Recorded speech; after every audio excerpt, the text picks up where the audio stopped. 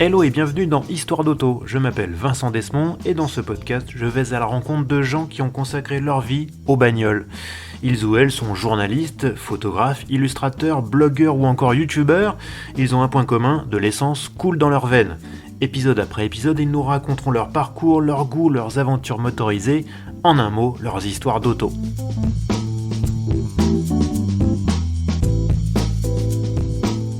Mon invité d'aujourd'hui est un journaliste automobile, mais contrairement aux autres journalistes automobiles, quand il découvre une nouvelle voiture, il ne s'intéresse pas qu'à son nombre de soupapes ou à son chrono sur le 0 à 100, mais il se passionne avant tout pour ses puces électroniques. Interface numérique, connectivité, assistance à la conduite et autres voitures autonomes n'ont pas de secret pour lui. Alors chers auditeurs, tout ça peut vous paraître bien lointain, mais sachez que votre voiture actuelle est probablement déjà farcie d'électronique et que sa remplaçante le sera encore davantage. Heureusement, on va essayer de décrypter tout ça avec mon invité, Eric Fontaine, chef de rubrique auto sur le site Les Numériques. Salut Eric. Salut. Bonsoir tout le monde. Hello, ça va, la présentation te convient? Ah ouais, impeccable, c'est tout à fait ça. Bon, même si tu t'intéresses quand même aux soupapes et aux 0 à 100 quand même, rassure-moi. Ah oui, depuis tout petit, je veux dire. D'abord les motos, après les voitures, mais j'ai pas la prétention d'être aussi calé que mes confrères de la presse auto là-dessus. Je sais à quoi sert un embrayage, je sais à quoi sert un pédale accélérateur, donc il n'y a pas de souci. Bon, ça va. On est sauvés. Du coup, ton premier souvenir de voiture ou de moto, ça remonte à quand? Mon premier souvenir vraiment de voiture, c'était la 304 Peugeot de mes parents. Ouais. Et voilà, c'était parce que c'est une voiture avec laquelle on est parti à l'étranger, puisque mon père était diplomate. Ouais. Donc, du coup, c'est la première voiture qu'il a emmenée avec lui à l'étranger, en Irak. Ah ouais, en Irak. Ouais, c'était en 74. Et franchement, c'était vraiment une bonne expérience, parce que voilà, c'est l'une des Françaises qu'il y avait en Irak à circuler, si tu veux. Et quand il a revendu sa voiture, il l'a revendu aussi cher qu'il l'avait acheté. Donc, pour te dire, pas mal. Ouais, pas mal. Ouais. Et deuxième voiture qui s'était achetée par la suite et qui m'a laissé un grand souvenir, c'était une R16 TX. Ouais, avec les doubles phares. Voilà, avec les doubles phares et avec l'air conditionné en position centrale au niveau de la console. Ça faisait un gros bloc. Ah ouais. À la place du levier de vitesse. La clim dans une R16, c'était disponible ça? Ouais.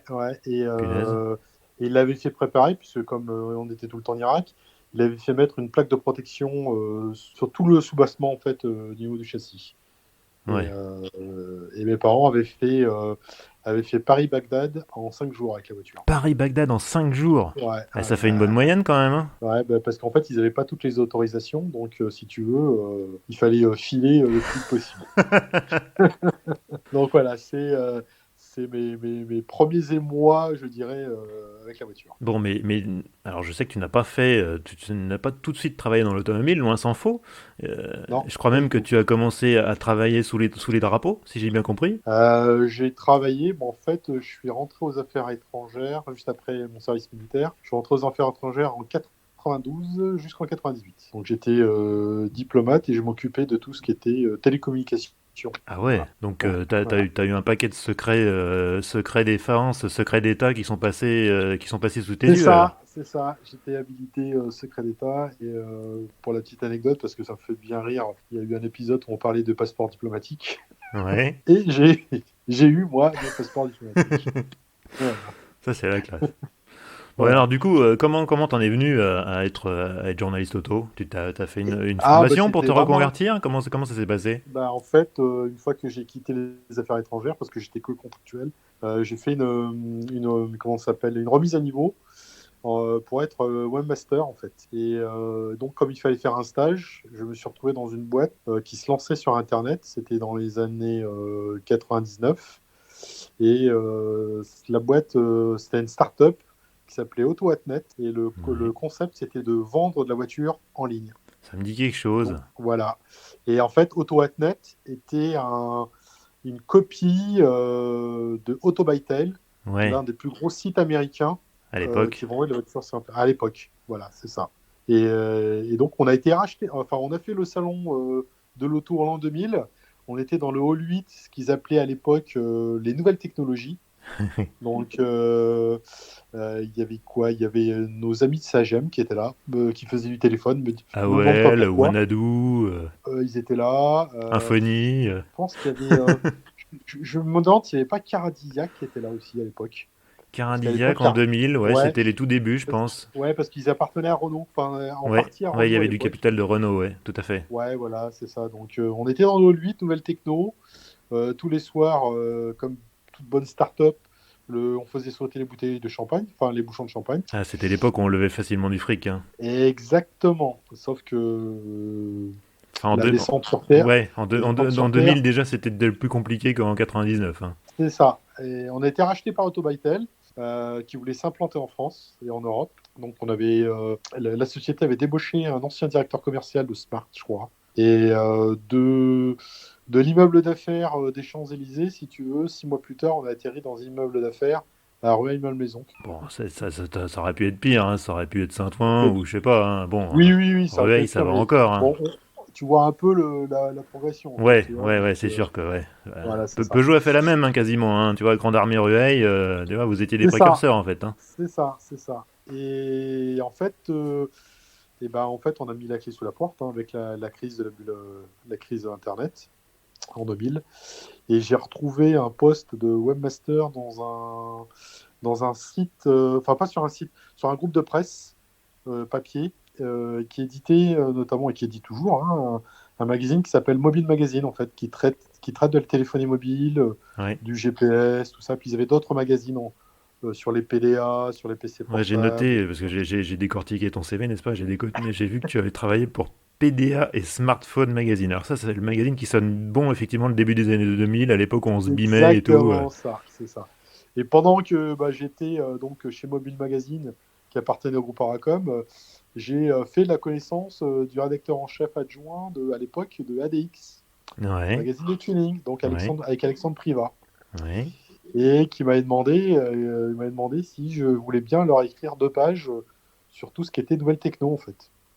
Donc téléphone portable et autres et tout. Et donc j'ai démarré, j'ai mis un pied donc dans le secteur auto grâce à eux, en fait, grâce à ADX, qui m'a permis aussi de rentrer en contact avec les constructeurs auto. Et ça m'a donné une idée en 2010. J'ai proposé à ma direction de lancer un magazine papier sur les nouvelles technologies. Et donc ça s'appelait Autotechno. Et à l'époque, c'était pour décrypter tout ce qui était disponible et tout ce qui allait arriver, en fait. Et je me rappelle notamment d'une esquisse faite par Mercedes, qui à l'époque imaginait un écran central tactile, et selon que ce soit le conducteur ou le passager qui regardait, il ne voyait pas la même chose. Ouais.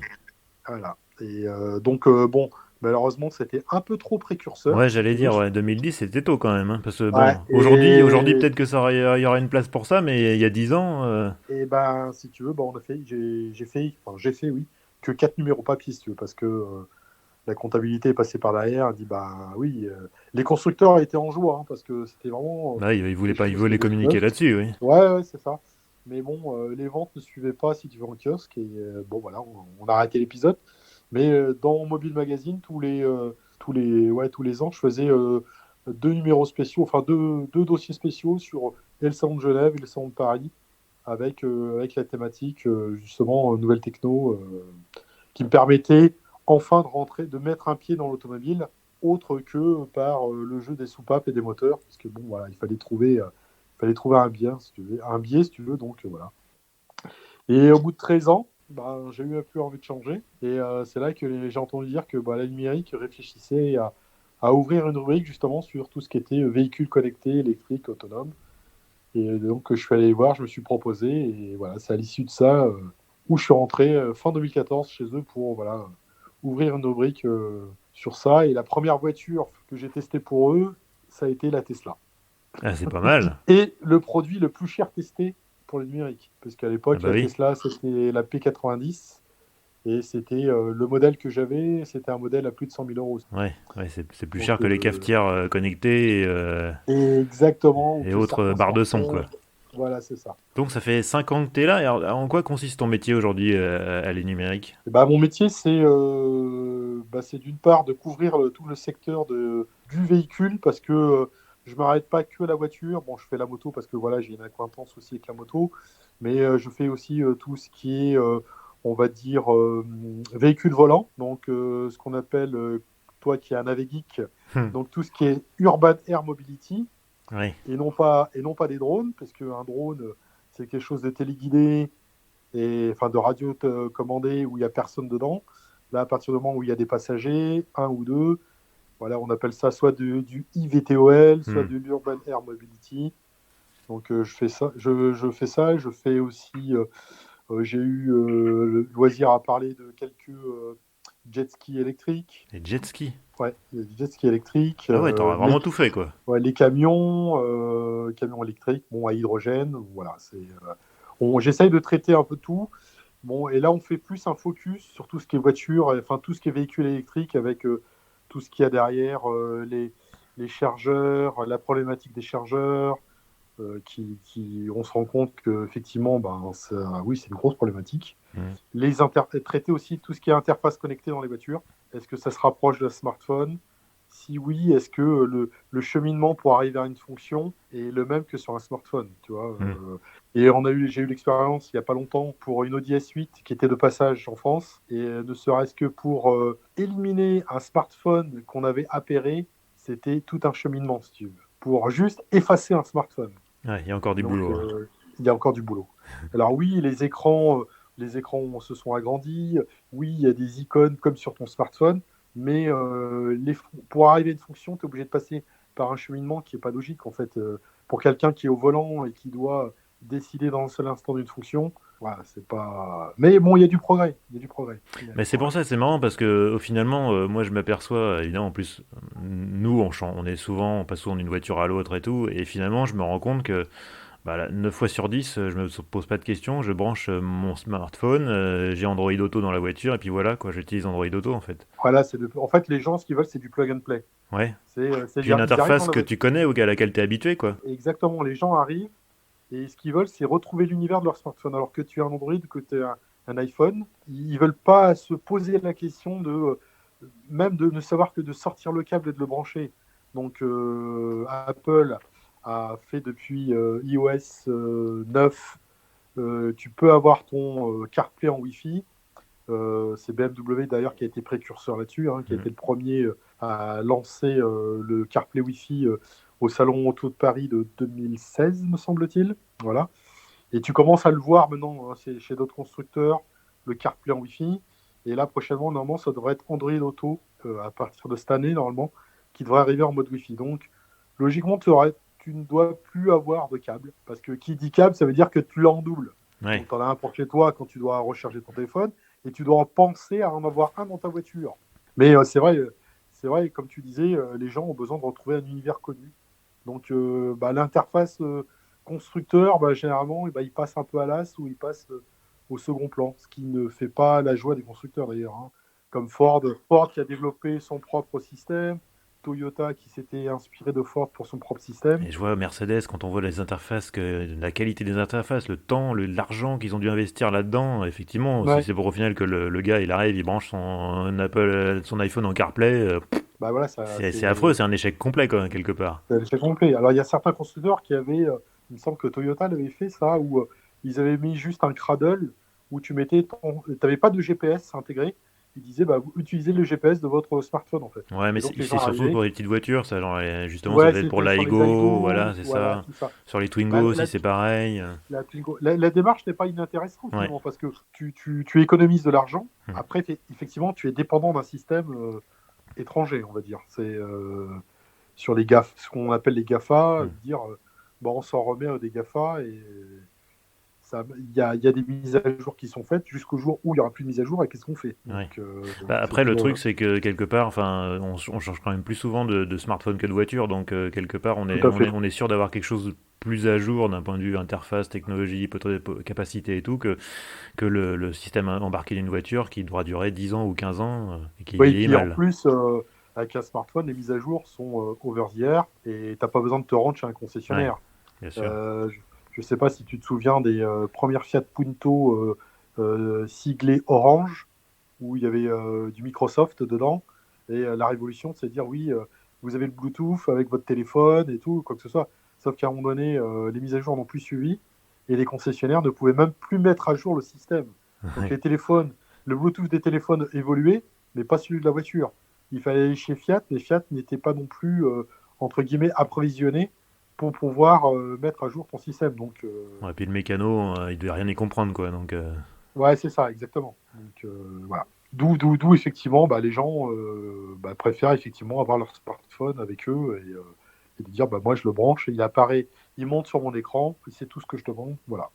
au numérique, est-ce que tu as le titre de chef de rubrique? Tu as des gens sous ta responsabilité? Tu diriges une équipe ou tu es tout seul, comme un grand? Alors, au début, j'étais tout seul et j'ai eu la chance d'avoir un contrat de qualif qui s'appelle Aurélien Pio, qui est un passionné d'automobile Ouais. et qui a monté un site. Alors, je suis désolé, Aurélien, je me souviens plus du nom du site, Oh là là mais là. en fait, c'est un site qui est dédié sur les anecdotes autour de l'automobile. Ouais, sympa. Donc, Bonne idée. c'est une bonne idée, c'est sympa. Et en plus, il adore écrire, il aime bien écrire. Donc, bah, C'est toujours voilà, mieux. c'est toujours mieux. Et du coup, bah, voilà, je sais qu'il avait essayé la petite, il avait essayé la Renault Zoé, et je l'ai envoyé, il a fait le Kia e-Niro. Donc, effectivement, moi, ça me soulage d'un côté, parce qu'en fait, pour alimenter le site, si tu veux, on fait des news régulièrement, hein. Généralement, c'est 1 à 2 news par jour, plus, plus un dossier par semaine. Donc, un dossier, c'est soit des prises en main de véhicules, soit sur des thématiques. Voilà, il n'y a pas longtemps, il avait fait une thématique sur les citadines électriques pour la ville, en fait. Et donc, bon, voilà, c'est bien d'avoir un binôme quand même, ça soulage. Ouais, ouais, c'est sûr, je comprends. J'imagine qu'il y a une marque dont vous devez parler souvent parce elle fascine tous les technophiles, c'est Tesla. Exactement. À ton avis, à quoi est due la fascination qu'exerce cette marque auprès d'un public qui est très spécifique, qui n'est pas le public habituel de l'automobile en fait? Non, non, non. Alors, ouais, je pense déjà que ça tient à son président, à Elon Musk, Mhm. qu'on pourrait qualifier de fantasque et de troublion, Oui. qui, voilà, qui ose faire des choses que voilà, les autres ne veulent pas, qui agit un peu, comment dire, à la hussarde, hein, c'est-à-dire que bah, voilà, je fracasse les portes et puis on verra après. Il ne tient pas compte des conséquences. Je pense qu'il y a ce petit côté, entre guillemets, Robin des Bois de l'automobile, Mhm. qui est arrivé, que tout le monde a regardé de haut, des marques historiques. Et je pense que c'est ce qui a plu à des technophiles qui n'étaient pas forcément adeptes de l'automobile, hein, finalement. Voilà, ça. Il y a une convergence de deux mondes où voilà, on a construit la voiture autour de la techno, en fait. Et je pense que ça séduit les gens parce que il a une vision très très très très loin, tu vois. Il a vraiment révolutionné le tableau de bord, révolutionné la connectivité. C'est lui qui a poussé les mises à jour verzières qui étaient déjà en vogue chez les constructeurs de smartphones, chez les opérateurs. Et lui, il a adapté vraiment à l'automobile. Et bon, voilà, on voit aujourd'hui que ben, des constructeurs suivent, un peu timidement, Mhm. suivent sur Mhm. pour certaines mises à jour, pas tout, Ouais. mais voilà. Et je pense que c'est cette fascination, c'est un personnage qui agace, hein, c'est tu l'aimes ou tu Mhm. l'aimes pas, hein. Mais bon, il faut lui reconnaître un certain génie, hein, je veux dire. Après, enfin, moi, je dis pas amen à tout ce qu'il fait, tu vois. Voilà, si on doit parler, pour déborder un peu, son autre entreprise qu'il a lancée lui-même, SpaceX, parce que Tesla, c'est pas lui qui a créé Tesla. Il faut rendre hommage Oui, à il est arrivé Erhard. assez tôt, mais c'est pas lui qui a créé la boîte. Ouais. C'est pas lui, c'est Erhard qui a créé.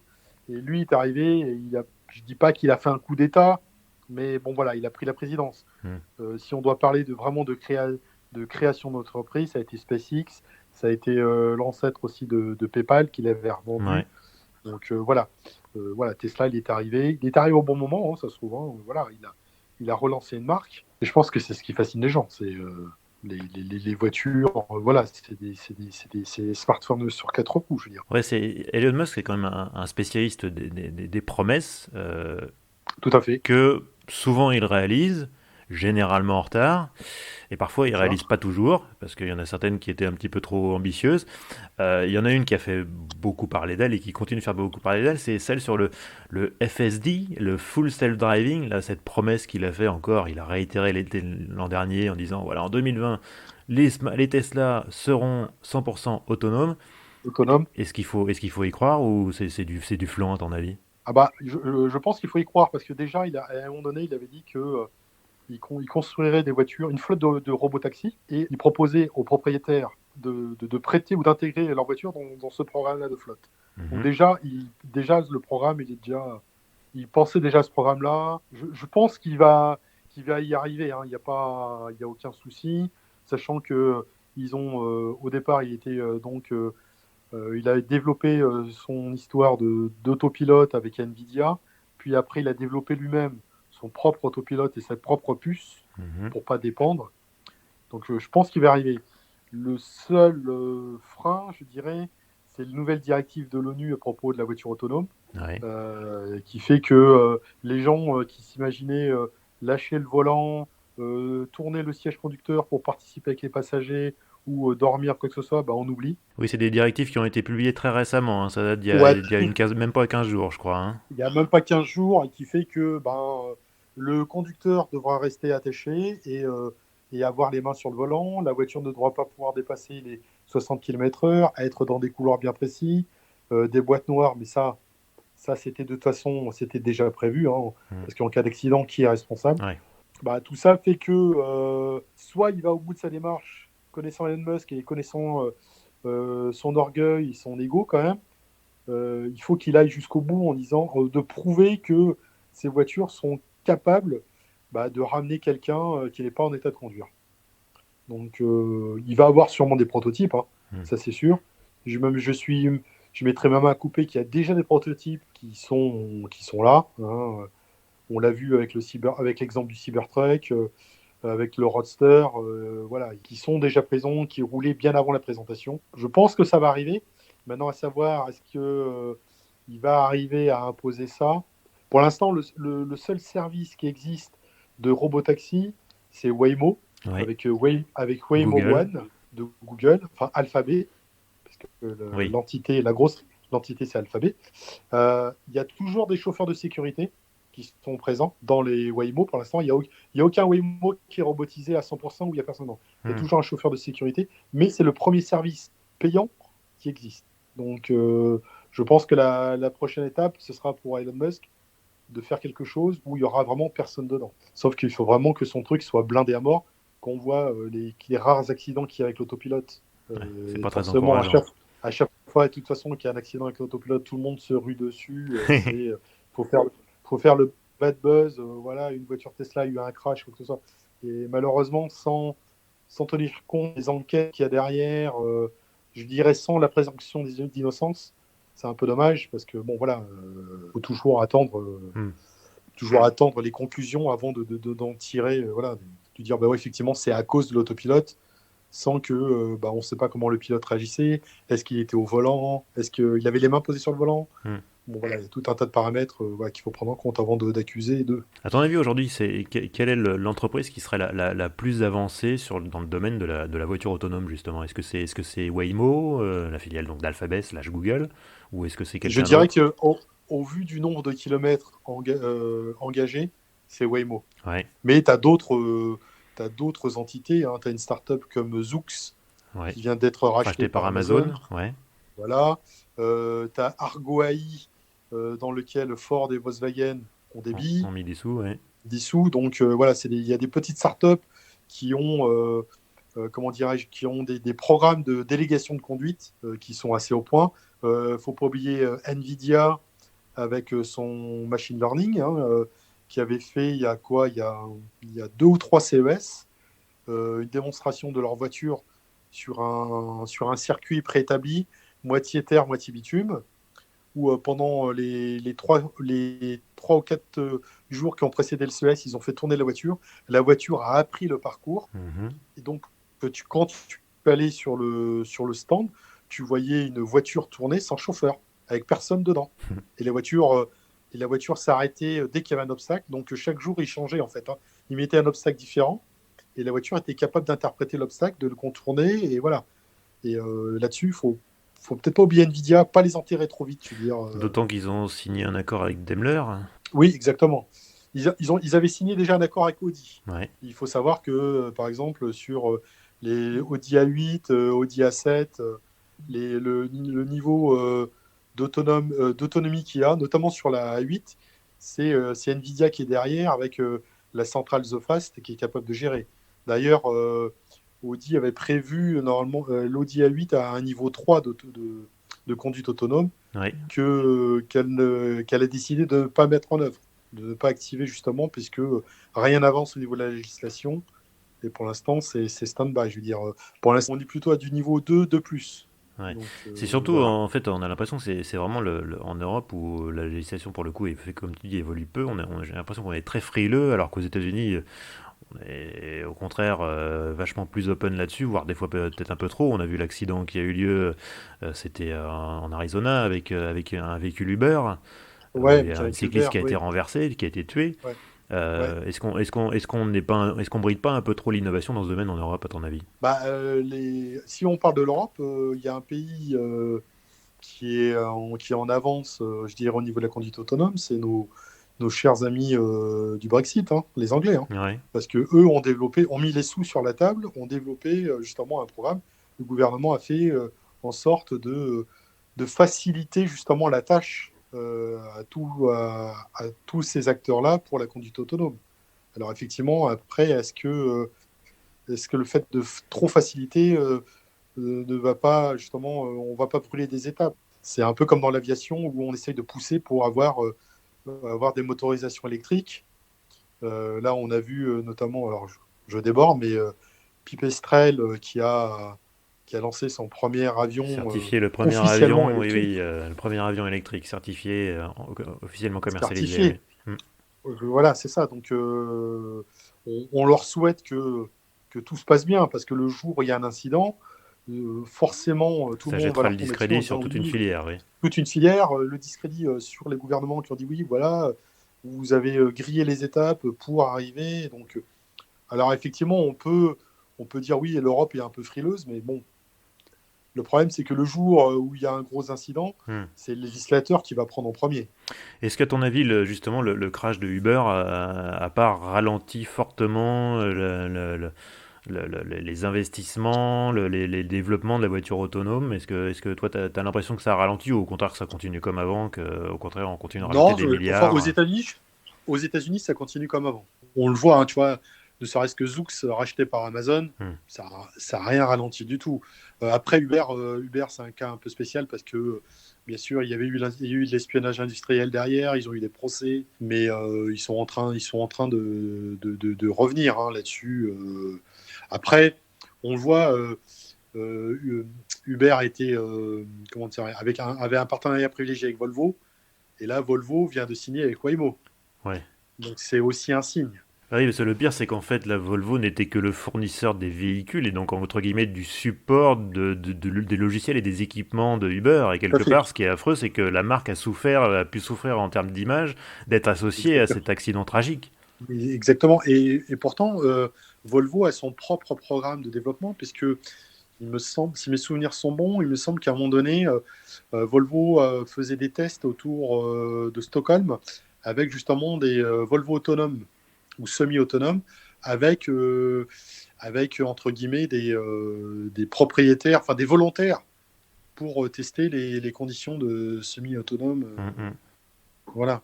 Il me semble qu'aussi Volvo a développé un camion poubelle semi-autonome mm. Ouais. aussi. Donc Volvo a déjà son programme de côté. Le truc avec Uber, c'est que Volvo n'était que fournisseur de la voiture. Mm. C'est-à-dire qu'il recevait des XC90 qui étaient déjà bien équipés en termes d'aide à la conduite, et Uber est venu rajouter quelques lidars et puis son logiciel de délégation de conduite. Donc, Et du coup, en désactivant au passage les circuits de sécurité faits exactement. par En fait, ce Volvo qui qui s'est auraient passé, pu permettre d'éviter l'accident, justement. exactement. En fait, ce qui s'est passé, c'est qu'ils ont vraiment baissé la vigilance de la conduite autonome au plus bas, parce que certains ont parlé de faux positifs. Mhm. Donc, c'est-à-dire que, voilà, un, La voiture pense un, qu'il y a un obstacle alors qu'il n'y en a pas, quoi. tu penses qu'il y a un obstacle et qu'il n'y en a pas, et il pense qu'il n'y a pas d'obstacle alors qu'il y en a un. Et voilà, c'est ce qui est arrivé à cette malheureuse cycliste, voilà, qui s'est fait happer par la voiture. Donc, Hélène Herzberg, c'était son nom. c'est ça, exactement. Alors, du coup, est-ce que. Bon, alors dans l'autonomie, on va pas rentrer dans le détail parce qu'on pourrait faire plusieurs épisodes de podcast rien que là-dessus, mais bon, il y a plusieurs niveaux, du niveau 0, c'est-à-dire en gros la 304 de tes parents, jusqu'au niveau 5, c'est-à-dire la voiture avec laquelle, en gros, qui va du point A Bah, au point B sans aucune où, intervention humaine, qui peut même circuler toute seule sans personne à bord. voilà, il y a plus de volant, voilà, il y a juste les intermédiaires niveau 3 et 4 où il y a encore un volant et où encore on peut demander l'assistance du conducteur en cas de problème. Jusqu'au niveau 3. C'est ça, niveau 4 aussi. Niveau 4 aussi, d'accord. Niveau 4 tu as encore le volant et on peut solliciter le conducteur en fait. Encore. Mais c'est vraiment à mon avis sur des situations où le système n'est plus capable de gérer, si tu veux. Mais ça n'empêche qu'il y a quand même, il y a quand même une intervention humaine à distance sur les niveaux 4 et 5. Ouais. Et oui, il y a toujours une Donc, supervision. il y a toujours une supervision. Je me souviens donc de Nissan qui avait signé un partenariat avec la NASA, avec un programme notamment à distance qui s'appelle SAM, où il y avait quelqu'un à distance, où on prenait l'exemple d'une voiture autonome qui arrivait sur un lieu d'accident, donc qui s'arrête.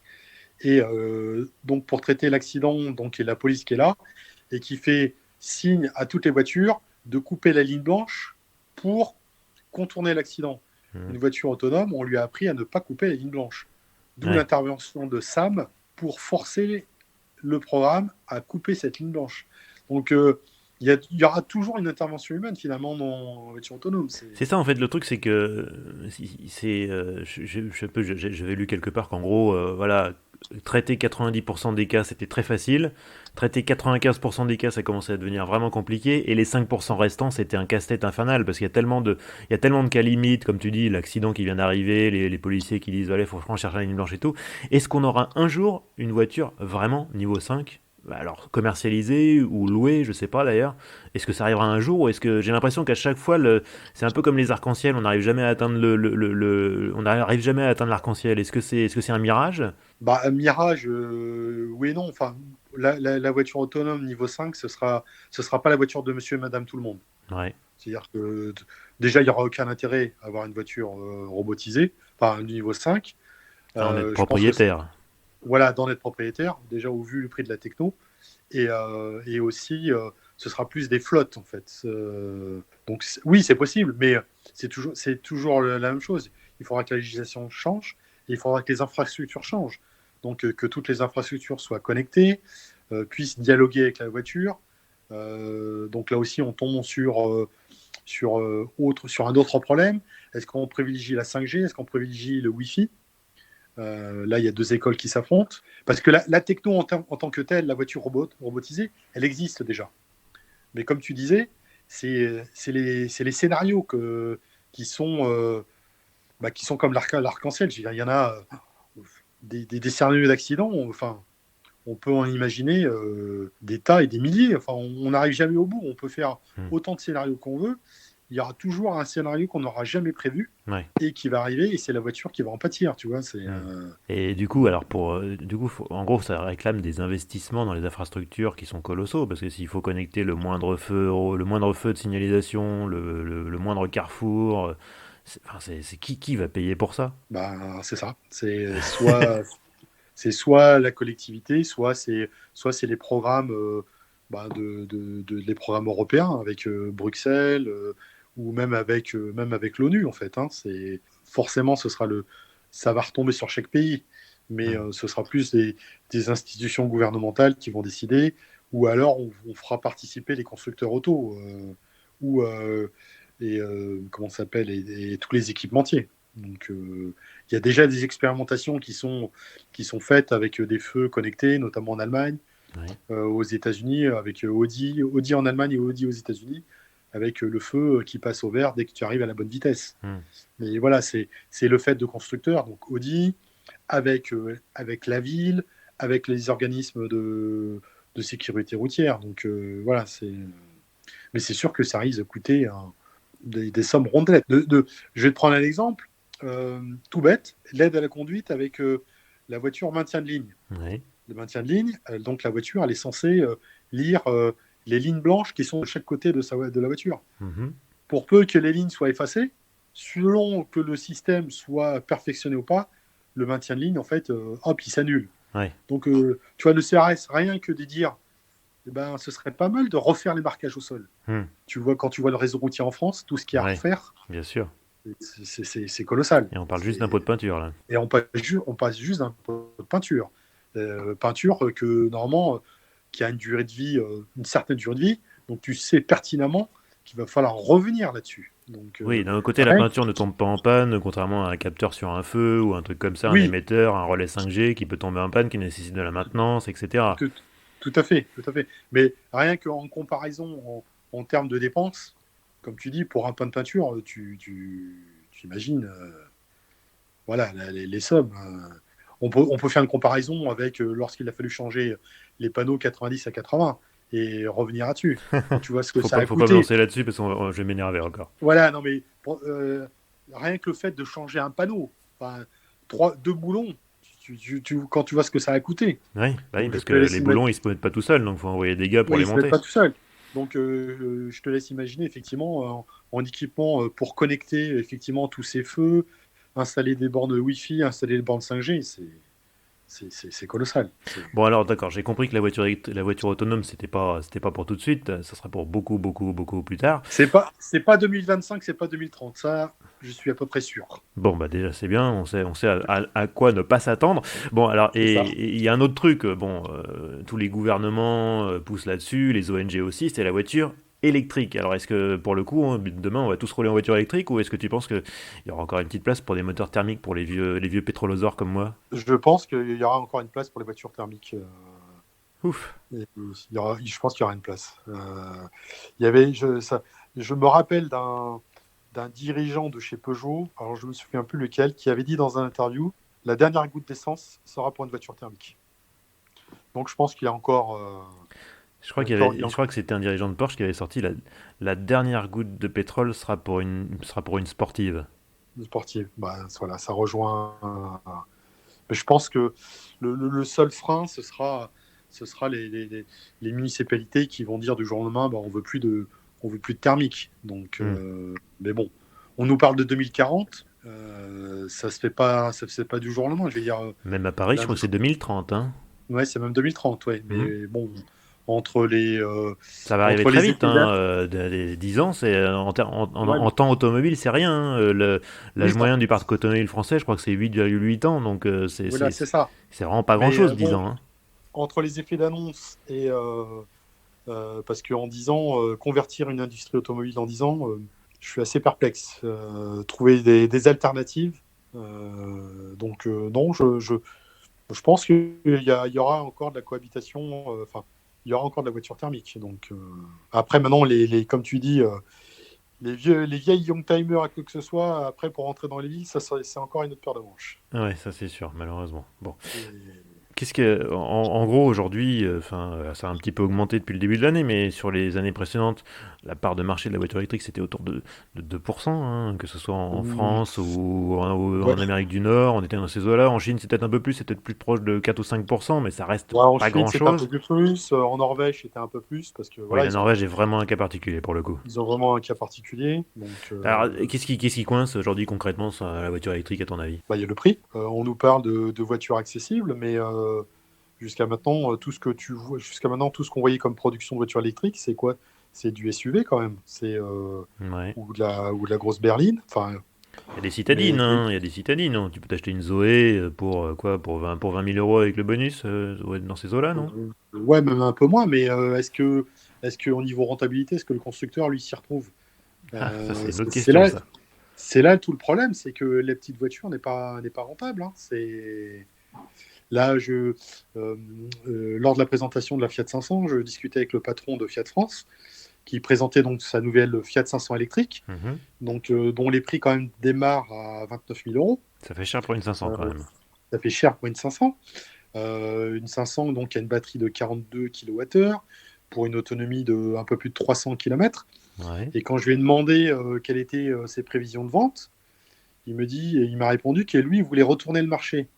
À savoir, actuellement, enfin aujourd'hui, Fiat France vend entre 20 et 30 000 Fiat thermiques.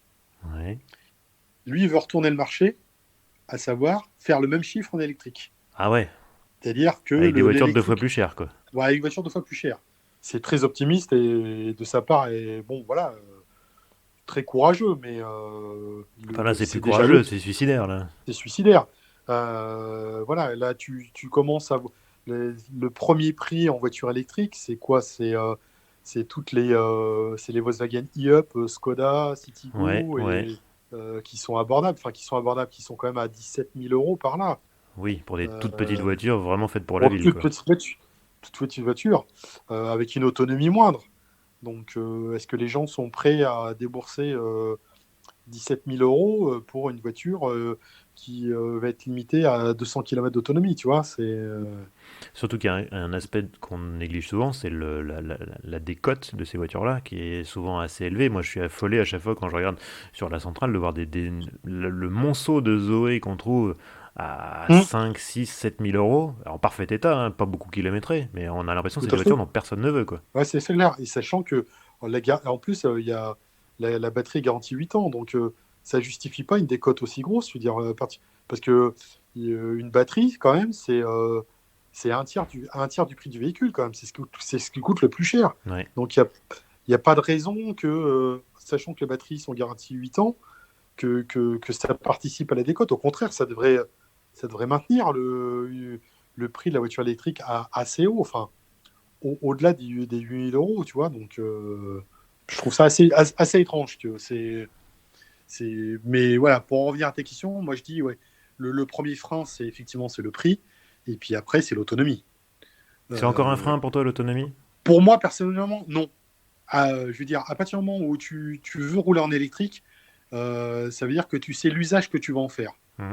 Le gros rouleur, il va jamais prendre une voiture électrique. Bien sûr. Voilà, Ou alors une une voiture Tesla. électrique, il prend une Tesla. Mais voilà, si c'est pour faire que de la ville, oui, pourquoi pas.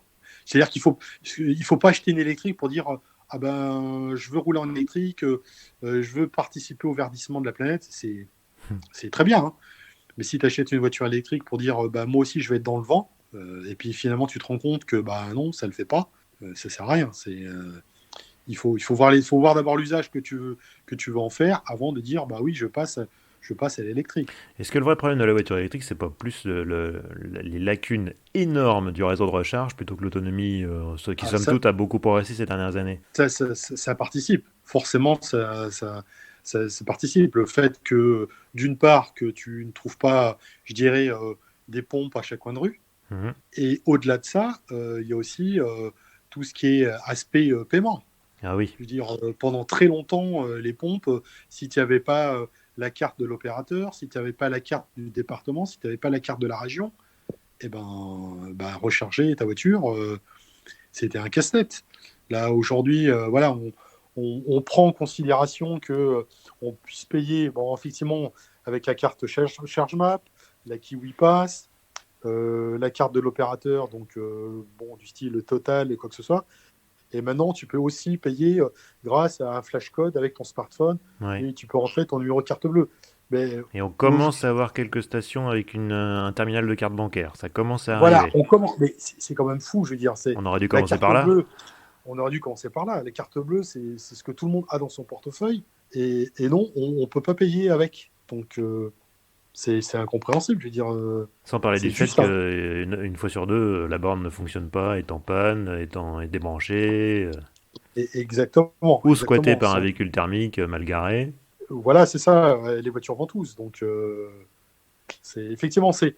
Donc, tu as le prix, tu as l'autonomie et effectivement, tu as la réseau de borne. Donc, Ça fait beaucoup. ça fait beaucoup. Je veux dire, euh, aujourd'hui, quand tu achètes une voiture électrique, c'est soit la deuxième, soit la troisième voiture du foyer, hein. Hmm. Le jour où ça passera en première voiture du foyer, c'est qu'on aura vraiment passé un gap. Alors après, je ne parle pas hein, des gens qui, comme tu disais tout à l'heure, qui ont des Tesla ou Oui, c'est vraiment un cas des particulier, là. cas particuliers. Mais voilà, le jour où la voiture électrique sera première voiture ou unique voiture du foyer, je pense qu'on aura passé un gap déjà. Donc, Bon, et l'hydrogène alors, parce qu'on en parle aussi de temps en temps, Ah, c'est un peu le serpent de mer. Moi, j'ai déjà il y a une quinzaine d'années, j'étais encore un jeune et naïf journaliste. J'écoutais BA, les prévisions de BMW, qui nous présentait une série 7 à hydrogène avec le V12 qui s'alimentait directement à l'hydrogène. Je trouvais ça fabuleux. On me disait ça rejette que de la vapeur d'eau, c'est l'avenir et tout. Bon, bah 15 ans plus tard, on a l'impression qu'on est toujours au même point, sauf que maintenant on est plus sur la pile à combustible que sur l'hydrogène en tant que carburant. C'est une chimère, ça aussi. C'est un peu comme la voiture autonome. Ça arrivera dans bah, 100 ans. Qu'est-ce que c'est? On en est où? alors, alors c'est ça qui est marrant, c'est que il y a beaucoup plus eu des développements sur la voiture hydrogène bien avant la voiture électrique. BMW était dessus, enfin, il y a des tas de constructeurs qui ont été dessus. Et à chaque fois qu'on te demande, mais pourquoi c'est un serpent de mer, on te répond, bah, il y a pas de voiture à hydrogène parce qu'il n'y a pas de pompe. Mhm. Et on te dit, il n'y a pas assez de pompes, donc il n'y a pas de voiture à hydrogène. Donc c'est le serpent qui se mord la queue. Le deuxième point, c'est que l'hydrogène, la production d'hydrogène n'est pas verte. C'est soit tu crames du pétrole, soit tu crames du bois, mais de l'hydrogène vert, on commence à en voir avec les éoliennes, l'énergie éolienne, quoi que ce soit. C'est quand même un souci. Bon, Oui, parce voilà. qu'aujourd'hui, je crois que le bilan carbone d'un véhicule qui fonctionne à l'hydrogène est pire que celui d'un véhicule qui fonctionne à l'essence. Voilà, exactement. Et puis à côté de ça, tu as quand même les stations hydrogène qui sont considérées en France et en Europe comme des sites Céveso quand même. Ah oui, Donc, et avec une puis réglementation hyper contraignante pour le coup. et hyper contraignante. Et puis l'installation d'une station hydrogène, si mes souvenirs sont bons, ça revient à peu près entre 1 et 2 millions d'euros quand même. Voilà, actuellement, le prix du kilo d'hydrogène, c'est entre 12 et 15 euros quand même le kilo. Et on fait Donc, combien de kilomètres avec un kilo d'hydrogène? je crois que comment ça s'appelle, le Hyundai le X35 Fuel Cell, il avait 600 km d'autonomie. Ouais, c'est quand même pas mal par rapport à une voiture électrique. Ouais, c'est pas mal, sachant que Surtout voilà, qu'on ça peut rejette de refaire la, le plein en 5 minutes, quoi. voilà, et ça rejette de la vapeur d'eau, comme tu dis, voilà, c'est. Mais bon, voilà, c'est. Alors, je sais qu'à un moment donné, le gouvernement avait promis, il y a 3 4 ans, je crois, avait dit bon, on fera la parité, il y aura 100 000 bornes électriques, il y aura 100 000 bornes à hydrogène. Bah, entre-temps, comme le gouvernement a changé, c'est bon, ils ont plus de compte à rendre. Voilà, exactement. Donc, le problème, c'est voilà, c'est les bornes à hydrogène. Ce sera un peu comme les prémices des bornes électriques, c'est-à-dire de l'investissement privé. Hmm. Rappelle-toi, les premières bornes électriques qu'on trouvait, c'était chez Ikea, c'était chez Ouais. Leclerc, c'était chez Auchan, Chez donc Nissan. chez Nissan. Donc, des investisseurs privés. Tu regardes l'hydrogène, c'est un peu, Hmm. si Air Liquide n'est pas derrière, pour un peu pousser, ou alors c'est des conseils régionaux, comme le Conseil régional de la Manche, qui a beaucoup fait pour l'hydrogène quand même, hein, qui a bien poussé l'hydrogène, mais voilà, sorti de ça, Est-ce que ça va pas du coup rester un carburant de flotte, genre pour des taxis, pour des autobus, peut-être pour des poids lourds, l'hydrogène? ah ben, pour l'instant, je te dirais oui.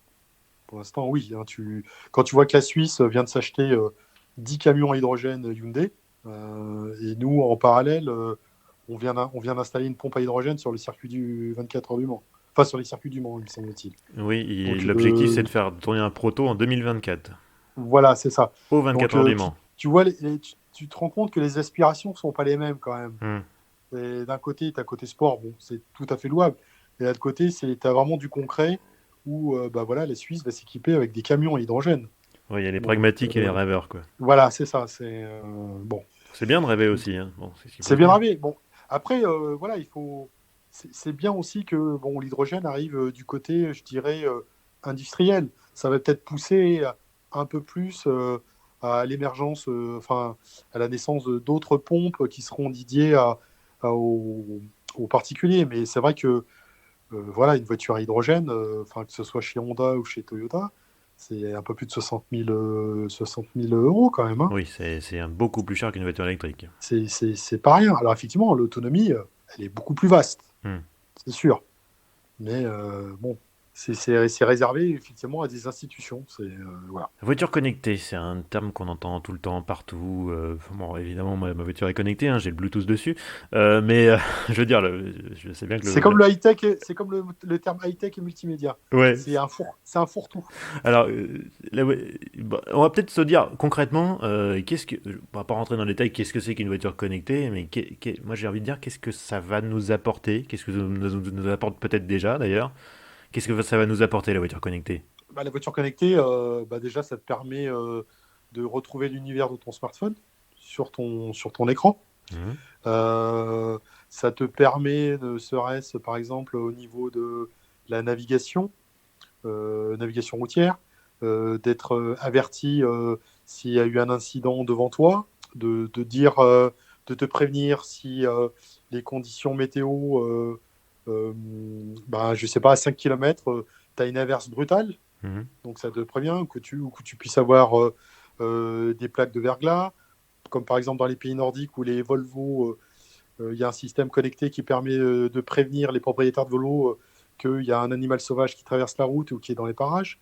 Ça participe. Ta voiture donc peut avertir d'autres voitures en disant bah voilà, là, là il peut y avoir un danger potentiel.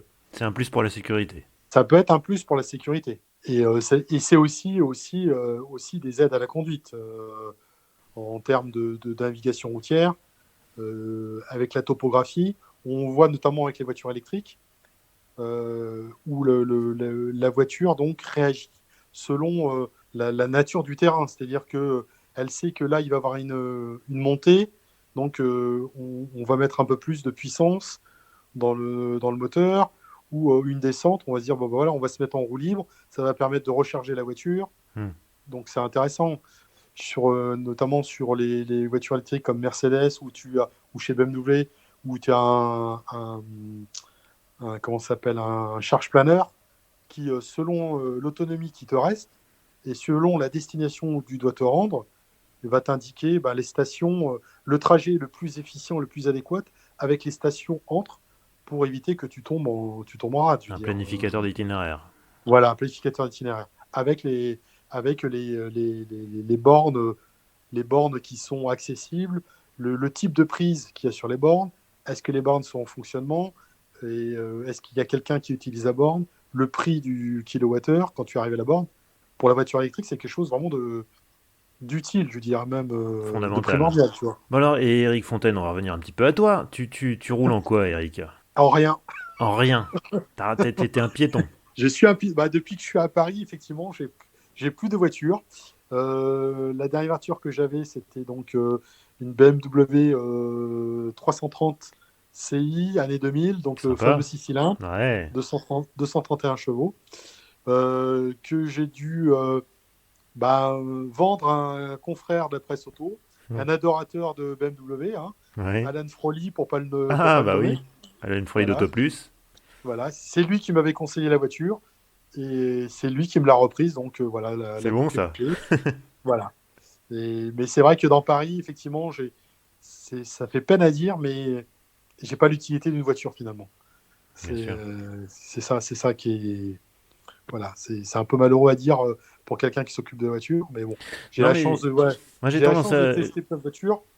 j'ai tendance à dire que justement le fait de ne pas avoir besoin de voiture, ça permet d'en avoir une fun en fait. Parce que t'as Oui, pas à faire de compromis, t'es pas à te dire ouais c'est une voiture qui elle doit pas trop consommer parce qu'il faut que je m'en sers tous les voilà, jours, machin. Donc tu peux te voilà, dire, elle peut avoir pas de coffre, j'en ai rien à faire de toute manière, voilà, j'ai pas besoin de coffre. Hein, tu vois. Est-ce que du tout coup à fait. ça t'a jamais démangé, ça tu t'es jamais dit ah, quand même Ah si, si, mais j'ai quelques voitures plaisir en tête, hein. La première de toutes, c'est effectivement la Mazda MX-5 Ouais, et la BMW série 3. Des voitures passion, tu vois, ouais. des voitures où tu dis, bah oui, je sors le week-end avec pour me faire plaisir et peu importe qu'elle n'ait pas de coffre, peu importe que je ne peux pas emmener de passagers avec, c'est vraiment pour se faire plaisir. Je désespère pas. Et bah écoute, du coup, ça fait une transition pour mes questions rituelles en conclusion. Tu sais que je pose à chaque fois 4 questions à mes invités. Et bah, j'imagine que tu es comme nous tous, tu passes tes journées sur le Bon Coin ou la Centrale. Alors, c'est quoi ta dernière recherche auto sur ces sites d'annonces fameux et réputés? Alors, moi, je suis surtout sur Autoscout 24, Ouais, toi, tu parce que élargis ça carrément à permet. toute l'Europe, toi. Voilà, c'est élargi à toute l'Europe. Et donc, alors, mes dernières recherches, en fait, c'était pas pour moi, mais c'était pour voir par rapport à la fameuse Porsche Taycan électrique, voir s'il y en avait déjà d'occasion, juste après qu'elle soit sortie, les gars. Et effectivement, je suis tombé, il y a quand même 4 5 Porsche Taycan qui sont à vendre en occasion. Ouais. Donc, Mais voilà. t'as pas le Donc, budget, rassure-moi. non, j'ai pas de budget. Non, non, Parce que moi non, non non, non. plus. Non plus. Non, alors ma dernière recherche, en fait, c'est plutôt sur la Toyota MR2, le petit cabriolet. Ouais. C'est pas Voilà. banal, ça. C'est pas banal. On n'en trouve pas en France, mais on en trouve beaucoup. J'en ai trouvé beaucoup en Hollande, Mhm. notamment de couleurs. Notamment, j'ai trouvé une jaune et une orange Ah ouais. qui sont pas trop mal, dont les prix tournent quand même autour de 4000 euros, hein, quand même, hein. Donc, Avec, 4000, 6000 euros avec combien de avec kilomètres? des kilométrages qui tournent aux alentours de 120 000 kilomètres quand même. Ouais. Mais bon, vendu par des concessionnaires, hein. Donc, je Ouais. cible toujours, hein, concessionnaire. Donc, voilà, il y a ça et le fameux Z3, mais qui reste encore cher, les Z3, hein. C'est des voitures qui décotent pas, qui décotent moins que les Z4. Ouais. Donc, tu as l'impression que tu achètes un lingot d'or, en fait. À ce point-là. Donc, Moi, j'avais essayé une Z3 2,8 litres d'un pote dans une autre vie. Et je me souviens d'avoir été affreusement déçu. C'était pas rigide du tout. D'ailleurs, mon pote s'est sorti avec, il s'est craché avec. Heureusement, il a rien eu. Lui, il a rien eu, mais la voiture était bonne pour la casse. Je regarde ouais, pas ouais. un bon souvenir du tout de cette voiture-là. Alors, j'avoue que je comprends pas trop. Mais Mais moi, j'aime bien t'aimes bien sa les vie. merguez. Voilà, c'est ça. C'est Alors que ça, pour le c'est coup, un ça. Z4, j'adore le look et tout. Là, pour le coup, je pense que je serais beaucoup plus client. Ouais, Mais ouais, ouais, ouais. Et il y a une autre voiture aussi que je regarde, mais bon, les prix sont affolants. C'est la Honda S2000. ah oui, C'est oui, ça c'est déjà une voiture culte, ça. c'est déjà une voiture culte, ça. Ouais, c'est Mais trop qui tard. reste cher. Oui, oui, c'est trop Ouais. tard. Fallait acheter ça, je pense, il y a 5-10 ans, c'était le bon Voilà. moment, mais là, maintenant, c'est fini. Ou alors, tu l'achètes en conduite anglaise. Ouais, Voilà. Mais c'est bon, encore des contraintes, ça. c'est encore des contraintes. Ouais. Voilà. Eric, ton meilleur souvenir de road trip, c'est quoi? Ça peut être à moto, hein, parce que je sais que t'es branché moto aussi, parce que quelque part, peu importe le véhicule, ce qui importe, c'est les Oui, souvenirs. oui. Mon road trip que j'ai fait, c'était dans une autre vie, donc quand j'étais diplomate, et je suis parti de Kiev, on est allé dans les Carpates, et à l'époque j'avais un Suzuki Vitara, un GLX. Oh, Ouais. donc t'as tiré Et tout droit, en fait. oui, oui.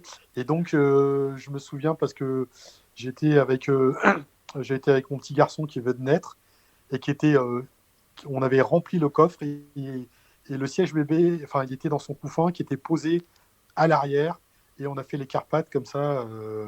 On a traversé des rivières, enfin, le truc indestructible quand même, hein.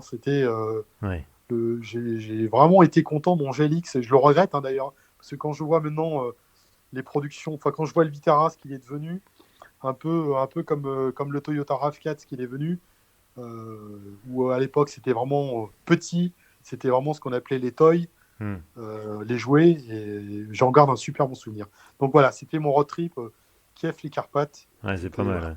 Bah, son Voilà. héritier spirituel aujourd'hui, c'est le Jimny, en fait. Hein. Oui, exactement. Tout à fait.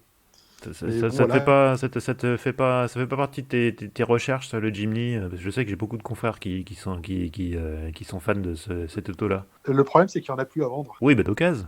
Ah oui, d'occasion, oui, oui. Oui, d'occasion, oui, pourquoi pas. Oui, parce que je sais qu'ils l'ont D'occasion, oui, retiré pourquoi pas. au moins provisoirement du catalogue, parce que machin, trop de CO2, tout ça, trop de Ouais, malus et tout, voilà, tout à fait. Ouais, ouais. mais je Je pense sais que que. d'occasion, ils doivent être plus chers encore qu'en neuf, parce que du coup, comme il y en a tellement Ah, peu qui bah ont oui, été oui, sûrement, il y a. immatriculés et qu'ils avaient un malus de ouf, C'est clair, c'est clair. Mais oui, effectivement, oui, oui, ouais, oui.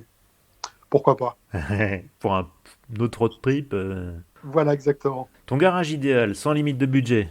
Bon, ça doit quand même convenir à tes vrais besoins, enfin, sauf que t'as pas vraiment de besoins, mais bon, allez, on va dire que t'en as quand même Mais un peu. Quatre combien de voitures, voitures? quatre Quatre voitures, voitures. budget illimité, fais-toi plaisir. Faut quand même que t'aies Euh, un peu de tout, tu vois, que t'aies un daily driver alors, aussi, voilà. Honda NSX. Ouais, pas mal, ça commence fort. La Voilà. nouvelle ou l'ancienne? Je serais plutôt partant sur l'ancienne. Ouais, ouais. Y a pas de mauvaise réponse, hein, Ouais. parce que j'aime bien les deux. Hein. J'avoue, je serais bien embêté si on me demandait de choisir entre Non, les deux. mais j'adore l'ancienne. Voilà. Fatalement, forcément, Porsche 911. Ouais.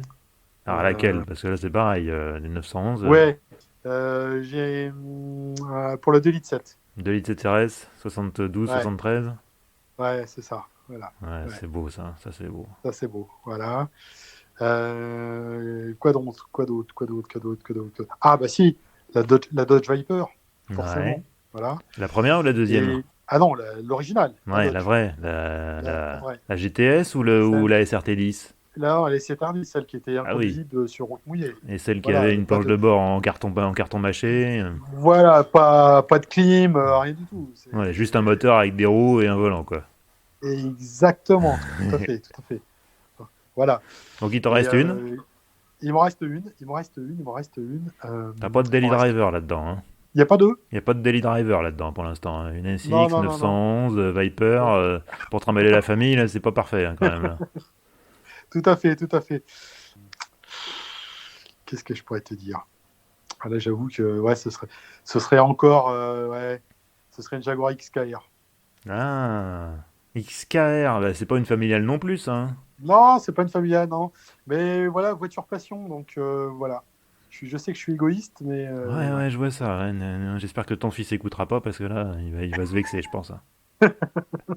Bon, il est pas trop branché voiture, il est plutôt branché moto, mais voilà, voilà. Bon, alors, Voilà. et si tu devais conduire qu'une seule voiture jusqu'à la fin de tes jours, ça serait laquelle? Ce serait fin de mes jours, Porsche 911. La 2 litres CTRS? Peut-être une plus civilisée. Un peu plus polyvalente, un petit peu plus Ouais, confortable? ouais, ouais, un peu plus polyvalente. C'est vraiment la première voiture que j'ai vue enfin, que j'ai eu en miniature quand j'étais gamin, et ça reste vraiment, ça reste ancré, si tu veux. Ouais, c'est une voiture qui a tellement marqué des générations et des générations. Ah oui, forcément. Eh ben Eric, Des- merci beaucoup. Bah, C'était merci vraiment à chouette de toi. discuter avec toi. Je crois qu'on a vraiment une discussion intéressante sur des sujets qui sont parfois un peu ardus, même pour moi d'ailleurs, hein, parce que pourtant j'essaie de me tenir un peu au jour de toutes ces histoires Bah, de voitures autonomes et de puces électroniques. Moi je m'y perds assez vite, mais c'est bien bah, de voir qu'il y a des gars qui se tiennent au courant, donc bravo et merci. je te rassure, j'en apprends tous les jours. Je me trompe des fois, et donc du coup, je suis obligé de me plonger, voilà, pour apprendre et pour en savoir un peu plus, parce qu'effectivement, c'est très intéressant. Donc, Et ça bouge tout le enfin, temps. et ça bouge tout le temps. Voilà, c'est ça qui est bien, c'est que ça bouge tout le temps. On n'a pas le temps de s'ennuyer, on apprend tous les jours. C'est merveilleux ce métier. Exactement, exactement. C'est ça qui fait la joie c'est ça qui fait, voilà, le sel du métier, en fait. Voilà.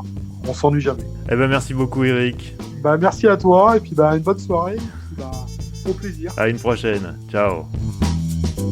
Et voilà, c'est la fin de ce 5e épisode d'Histoire d'Auto, j'espère qu'il vous a plu. Alors du coup, évidemment, ça veut dire qu'il y en a 4 autres avant, hein. Si vous les avez pas encore écoutés, bah, je vous encourage à le faire. Ce podcast, vous pouvez le trouver sur toutes les grosses plateformes de diffusion. N'hésitez pas d'ailleurs à laisser une note, hein, si possible 5 étoiles, hein, ça fait toujours plaisir, sur la plateforme où vous écoutez ce podcast. N'hésitez pas non plus à me contacter, alors que ce soit sur Twitter, @histoire d'auto, ou aussi sur la page Facebook d'Histoire d'Auto, ou par mail, histoire d'auto, toujours au pluriel, @gmail.com. Voilà, le prochain épisode, ce sera d'ici une quinzaine de jours. En attendant, je vous souhaite une bonne route. Ciao.